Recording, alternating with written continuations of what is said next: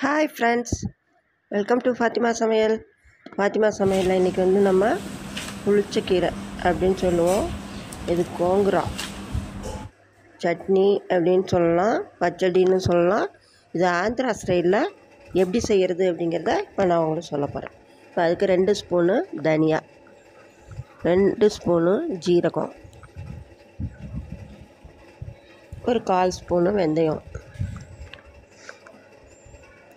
ஒரு ஸ்பூனு உளுத்தம்பருப்பு, மிளகாய் கொஞ்சம் காரத்துக்கு தகுந்த மாதிரி கொஞ்சம் நிறையவே போட்டுக்கலாம். இது காம்பெல்லாம் எடுத்துடலாம் மிளகாயில். இது பெரிய ஸ்பூனுங்கிறதுனால 1/2 ஸ்பூன் வச்சாங்க என்ன அப்படின்னு சொல்லி நினைக்காதீங்க. உளுத்தம்பருப்பு அது பெரிய ஸ்பூனு. இப்போ எல்லாம் வறுத்தாச்சு, அரைச்சிட்டு இப்போ கொஞ்சம் எண்ணெய் விட்டு வறுத்துக்கலாம். எல்லா காம்பெல்லாம் எடுத்து வச்சுட்டேன். இப்போ கொஞ்சமாக எண்ணெய் விட்டு அதை வறுத்துக்கலாம். அந்த மசாலாவை முதல்ல மிளகாயை கொஞ்சம் லைட்டாக சூடு ஏறினதும் இப்போ இது இருக்கிற ஜீரகம், தனியா, உளுத்தம்பருப்பு, வெந்தயம் இது எல்லாத்தையும் போட்டு லேசாக வறுத்துக்கோங்க. அடுப்பை கம்மியான ஃப்ளேமில் வச்சுக்கோங்க. இது வறுத்துருச்சு. இப்போ இது கூட கொஞ்சம் நம்ம கருவேப்பிலை போட்டுக்கணும். இது ரொம்ப சூப்பராக இருக்கும். ரொம்ப சாப்பிட்றதுக்கு சாதத்தில் தொட்டு சாப்பிட்லாம், இட்லி தோசைக்கு சாப்பிட்லாம், சாதத்தில் போட்டு பிசைஞ்சு சாப்பிட்லாம். நமக்கு எப்படி வேணாலும் குழம்பு ஊற்றிட்டு சாப்பிட்றப்ப இது தொட்டுக்கலாம். கருவேப்பிலையும் போட்டுருங்க. ரொம்ப ரொம்ப சூப்பராக இருக்கும். ரொம்ப இது சாப்பிட்டு பாருங்கள், ரொம்ப சூப்பராக இருக்கும். இப்போ இதில் கருவேப்பிலை போட்டாச்சு. ஒரு 1/4 ஸ்பூனு பெருங்காயம் அதை போட்டு வறுத்து லைட்டாக போட்டது எடுத்துருங்க. பெருங்காயம் புகஞ்சிறதுக்கு முந்தி நல்லா புகஞ்சு போயிடும். இது வரைக்கும் என்னோடய சேனலை சப்ஸ்கிரைப் பண்ணாமல் இருந்தால் சப்ஸ்கிரைப் பண்ணிடுங்க. இதை ஆறட்டும். இதை நம்ம அரைச்சிக்கலாம். அதுக்கு இடையில் இன்னும் கொஞ்சம் நல்லெண்ணெய் தான் விடணும். இன்னும் எண்ணெய் விட்டு கொஞ்சம் பூண்டு அதையும் வறுத்து எடுத்துக்கலாம்.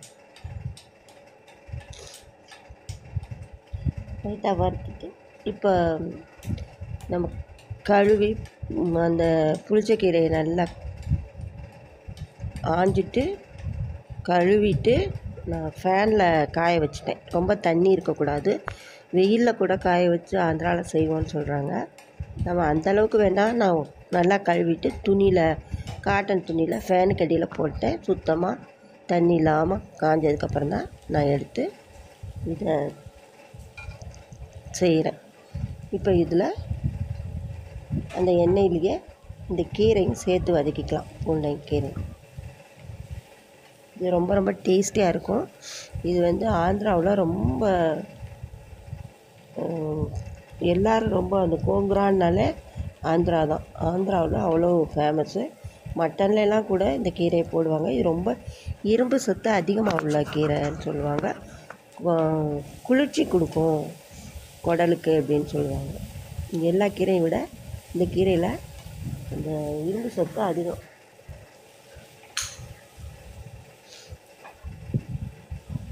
அதனால் நம்ம அடிக்கடி இதை நம்ம சேர்த்துக்கிறது நல்லது. இப்போ இது கொஞ்சம் வதக்கியாச்சு பாருங்கள். வதக்கினதுக்கு பவுட்ரு பண்ணியாச்சு. இந்த பவுட்ரு கூட கொஞ்சம் உப்பு, நம்ம உப்பையும் சேர்த்து இந்த பவுடர்லேயே அரைச்சிக்கலாம். பாருங்கள், இந்த அளவுக்கு அரைச்சி வச்சாச்சு. இப்போ இதில் உப்பு சேர்த்துக்கலாம். உப்பையும் சேர்த்து அரைச்சி வச்சுக்கலாம்.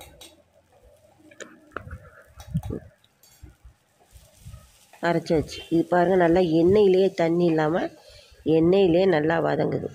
இப்போ இதை நான் ஒரே ஒரு பல்ஸ் மோடு கொடுக்க போகிறேன். மிக்ஸி ஜாரில் போட்டு ஒரே ஒரு பல்ஸ். ஏன்னா ரொம்ப அப்படியே முழுசாக இருக்கும், கொத்து கொத்தாக வரும். இது உருவும் தான், அதுவும் இருக்கும். இலையும் முழுசாக இருக்கிற மாதிரி இருக்கும். ரொம்ப நைஸாகவும் இல்லாமல் ஒரு பல்ஸ் மோடு கொடுத்துருக்கேன். அதை கொடுத்துட்டு இதை நம்ம இன்னும் கொஞ்சம் எண்ணெய் விட்டுக்கலாம். அந்த பூண்டை இதோடு சேர்த்துக்கலாம். இதை நல்லா வதக்கிட்டு நல்லா வதங்கினதுக்கப்புறம் இதெல்லாம் இந்த நம்ம அரைச்சி வச்ச அந்த மசாலா தூள் எல்லாத்தையும் போட்டுறாதீங்க, கொஞ்சமாக போடுங்க. கொஞ்சம் கொஞ்சமாக நம்ம காரத்துக்கு தகுந்த மாதிரி டேஸ்ட் பண்ணிவிட்டு சேர்த்துக்கணும். அப்படியே எல்லாத்தையும் கொட்டிட்டா ரொம்ப காரமாயிடும். ஆந்திராவில் நிறைய காரம் சாப்பிடுவாங்க, நம்ம அந்த அளவுக்கு காரம் சாப்பிட மாட்டோம். அதனால் நம்ம என்ன டேஸ்ட்டுக்கு சாப்பிடுவோமோ அந்த அளவுக்கு காரம் சேர்த்துக்கணும்.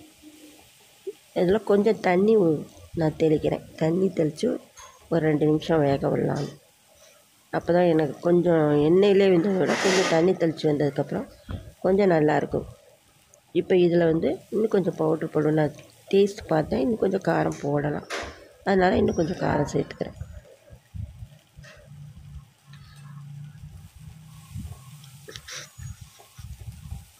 அது நல்லா கலந்து விட்டு தண்ணியும் வற்றிருச்சு, எண்ணெய் நிறைய விடலாம்.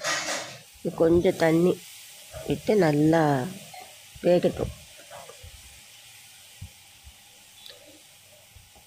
பாருங்கள், உடனே தண்ணி வற்றிடும். ஒரு 1 மினிட்டு தான்.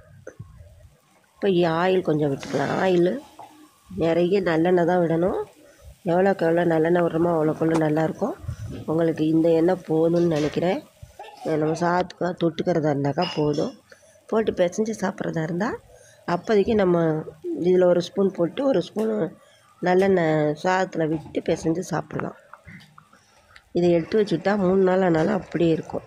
பாருங்கள், இன்னும் கொஞ்சம் போடலாம் காரம்.